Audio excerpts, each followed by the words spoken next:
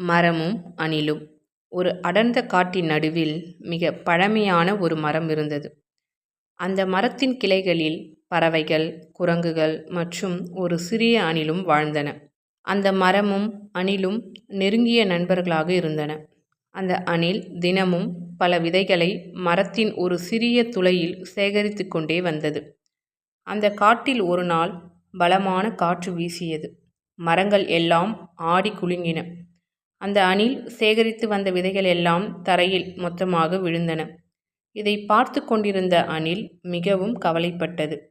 அப்பொழுது அதன் நண்பன் மரம் அணிலிடம் மெதுவாக சொன்னது, "நீ கவலைப்படாதே நண்பா. நாம் நினைத்தால் இழந்ததை மீண்டும் உண்டாக்கலாம். ஆனால் மனதில் நம்பிக்கை இழந்தால் எதையும் பெற முடியாது" என்று. மரம் கூறிய வார்த்தைகள் அணிலுக்கு மிகுந்த துணிவை கொடுத்தது.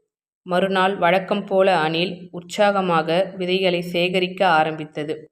மெதுவாக அந்த அணிலின் மரத்தோட சிறிய துளை மீண்டும் நிரம்பியது. இந்த கதையை கேட்கும் குழந்தைகளே, எதை நாம் இழந்தாலும் மீண்டும் முயற்சி செய்கிற நம்பிக்கை இருந்தால் அனைத்தும் சாத்தியம்.